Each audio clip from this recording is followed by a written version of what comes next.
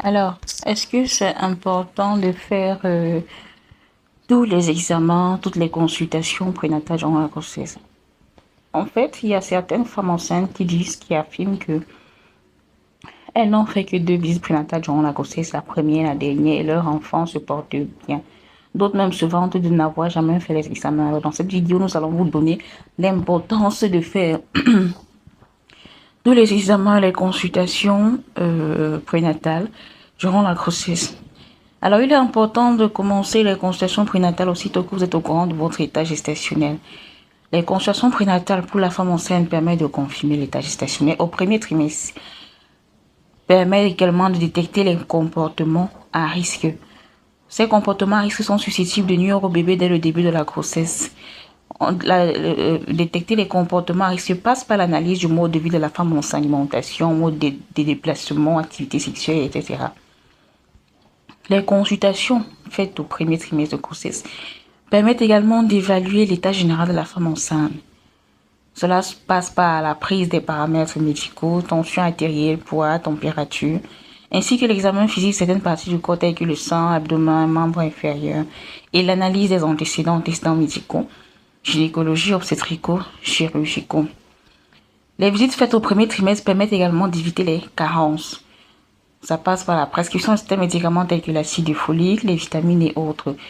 Ça passe également par l'identification des risques potentiels, saignements sur grossesse, menaces de fausse couche, grossesse extra-utérine, pour prévenir certaines complications. Cela passe également par les examens médicaux, tels que le taux d'hémoglobine, test de syphilis, facteurs rhésus obstétricaux, échographie et bien d'autres. Les visites au premier trimestre permettent de garantir un meilleur déroulement de la grossesse.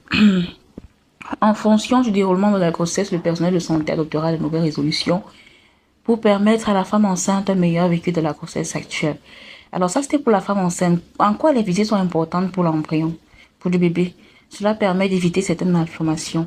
En fonction des résultats des examens médicaux, sérologie, la toxoplasmose, rubéole et bien d'autres, des conduites à tenir seront faites et des conseils hygiéno-diététiques seront prodigués. Pour le bébé, cela permet de s'assurer de sa viabilité et de dépister certaines maladies congénitales. Oui. Ça permet également d'évaluer l'âge de l'embryon pour éviter certaines erreurs de datation.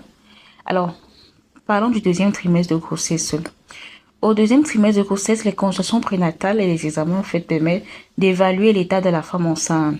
Ça passe toujours par des examens physiques, des examens médicaux tels que la glycosurie, l'albuminurie, les sérologies de l'hépatite B, taux d'hémoglobine, également des examens obstétricaux. Les visites prénatales du deuxième trimestre permettent également d'identifier certaines complications.